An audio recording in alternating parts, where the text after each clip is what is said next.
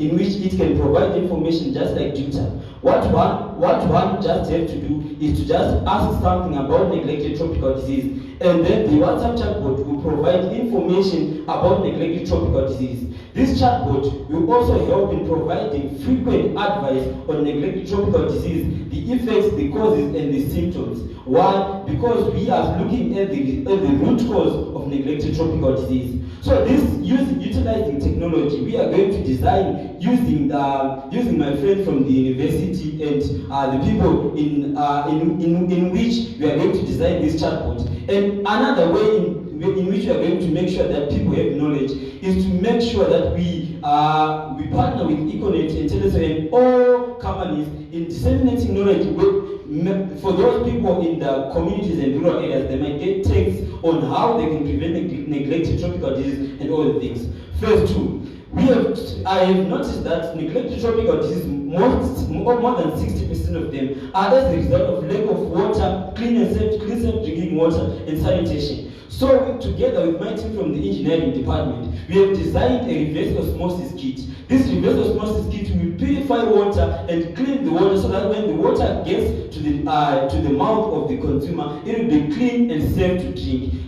This will go a long way in impacting the lives of more than 1,000 families that are living in conditions of poverty and also conditions of lack of safe, clean and drinking water. Number three is scaling up and also partnership. In scaling up, we are going to make sure that all families in rural areas and all families that are in the high-density suburbs where prevalence of neglected tropical disease is most apparent, we are going to make sure that these families have enough water and enough kits, and these kits are going to be sold at a low cost. Why? Because we are designing at the University of Zimbabwe together with my friends at a zero cost and zero budget using the things from the school. And then through partnership that we are going to have with the Ministry of Education, the government, and the Harare City Council, we are going to make sure that all the people, we have access to knowledge, we have access to these kids, and also we make sure that through schools, high schools, secondary schools, primary schools, and tertiary institutions, knowledge will be disseminated to the people, and we are going to have radio shows and TV shows in trying to make sure that all people get knowledge about neglected tropical disease. In our intervention, we have more than 100 families and 1,000 people impacted directly, and more than 12,000 people impacted directly through the intervention of our problems. And we have to make sure that neglected tropical disease by 2020 we have zero prevalence. Thank you.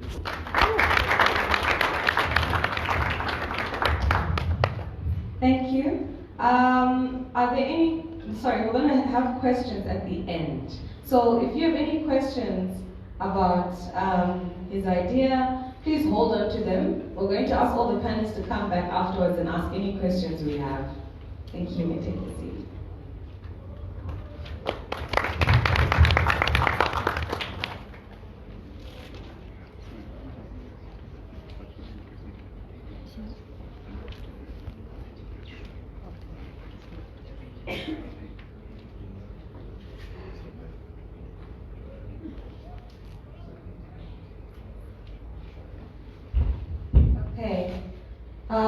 Whilst the next contestant gets ready, I'm sure you're wondering what is the prize, right? So the prize is a note that we love. It's in the currency that we hope for. I won't give figures yet, but basically we'll give each one of you a token. The first winner will get a larger amount, and the second winner will get a less and less amount. But the objective of today is really to get you a chance to have your voice, but we will give you prize money as a token just to say thank you. The next competitor, please could I have Gerald Kupeta from the University of Zimbabwe to come up.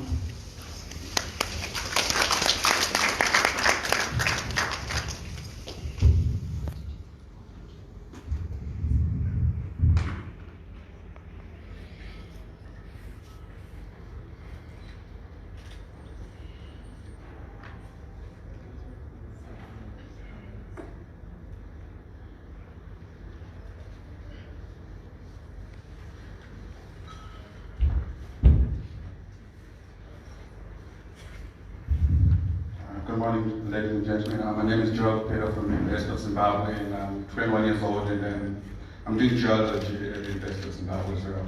So I'll be presenting on using the use of biometrics in tackling NTDs, sorry.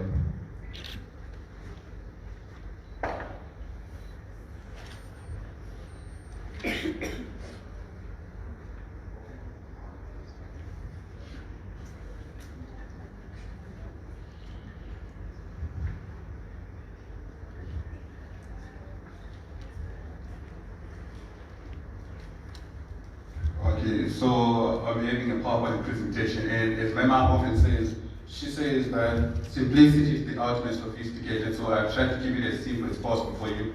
So I'll be introducing you to the use of biometrics, and then I'll give the definition of NTDs and the impacts of NTDs and the solutions to combat NTDs, and the conclusion. We've go ahead from the previous presentations about what NTDs are, but this is the simplest definition, that these are just diseases affecting the world's poor people. And if you're going to look at the world's poor people by region, you are looking at Africa, the Middle East, and probably South America.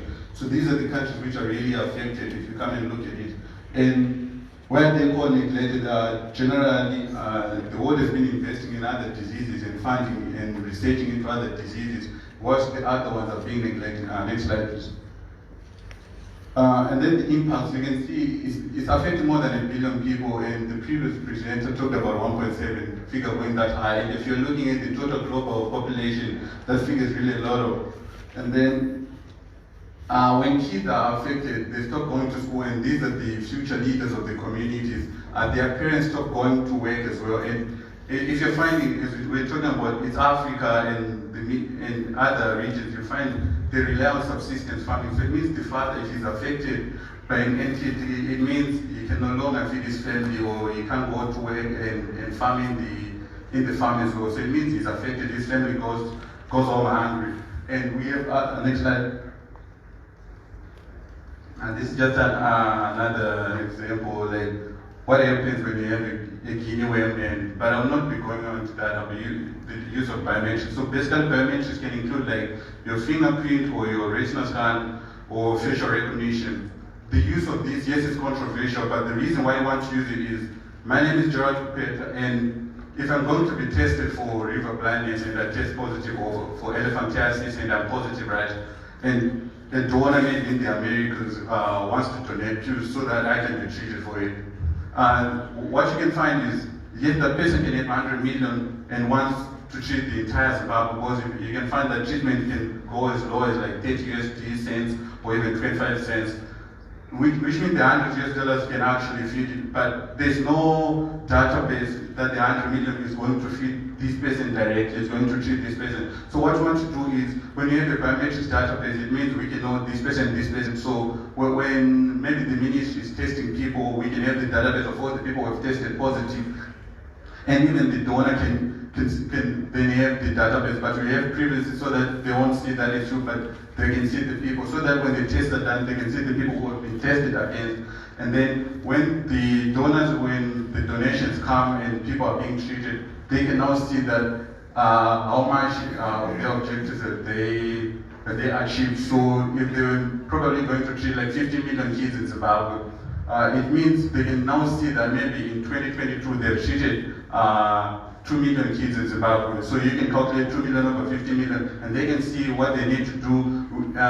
We can even map using geo-information systems. We can have a map, and for instance, like river blindness, it means we can have an aquifer which people are using and people are drinking, and we can find that these people from this aquifer have been affected by bilharzia. So we can map out the people who are using that aquifer. And from the biometric database as well, we can know the people who have been using the water. So it's easy for treatment. That's what we want to do, like making it easy for doctors to treat people who are being affected. Thank you.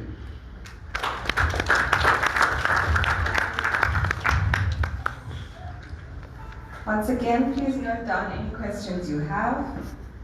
Thank you for your presentation.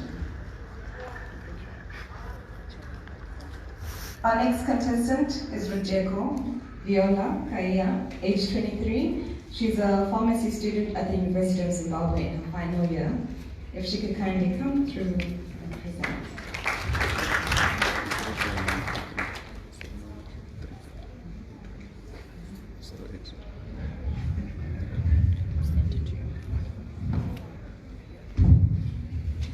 Morning, everyone. So my innovative idea before jumping into treatment of neglected tropical diseases would be to create diagnostic tool in which diagnosis is met through skin manifestation, because out of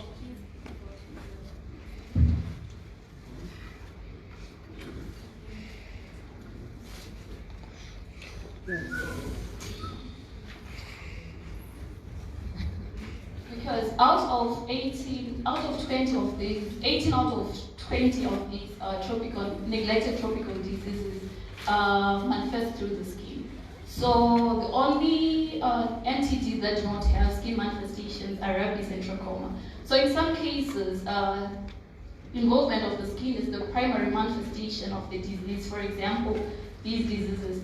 And in other cases, skin involvement may be associated with clinical features such as eukaryotic rash that can occur in schistosomias, soil transmitted, and LMKs. So skin entities are frequently co-endemic in tropical Africa, which means they are confined in certain areas.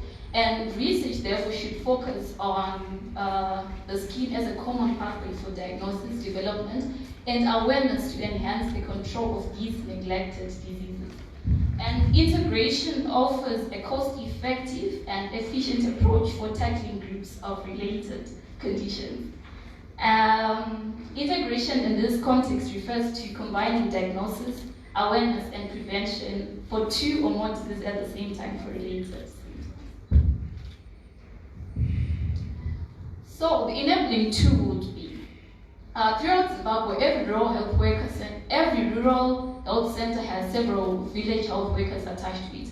There should be an implementation of a training guide titled Recognizing Neglected Tropical Diseases Through Changes on the Skin, which is intended to support frontline village health workers without specialist knowledge for dermatology to detect skin changes suggestive of an underlying NTD. And clinical signs of skin entity are diverse. However, diagnostic process can be simplified with the use of syndrome-based assessment tools. And these are assessments based on a group of symptoms which consistently occur together as associated symptoms and disorders in afflicted persons. And the diagnosis, 4 major skin changes are identified, which are lumps, ulcers, swollen limbs, and patches. And for each skin changes, there is a diagnostic flowchart which guides the user towards a likely diagnosis and decision on treatment or further assessment. Next slide. So the integrated approach has the potential to reduce transmission, reduce delays in diagnosis, reduce associated morbidity of these conditions, promote skin health for all. An integrated approach also has the potential to reduce costs for both patients and health systems. I thank you.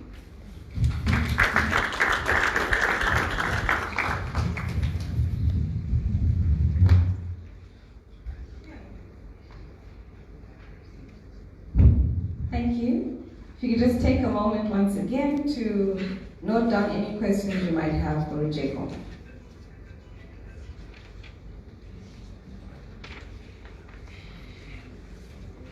Our next candidate is Ndowa. He is from Ignite Youth, and he's age 20. Is Dalitso here? Yes. Okay.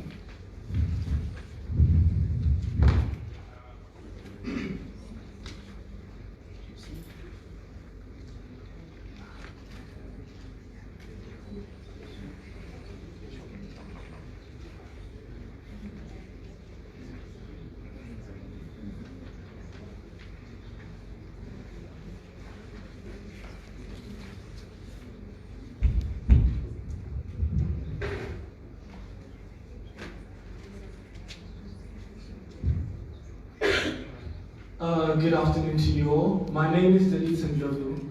I'm from Ignite Youth Organization. Primarily, I'm in the creativity department, so we deal with workshops and concerts to do with music, dance, poetry, and art. Occasionally, I'm also in the Lifeline department. That department deals with mental health. So you have your issues like teen depression, peer pressure, how to deal with bullying, psychological growth, and personality development. So that is who I am, what I do. Oh, and I'm 20 years of age.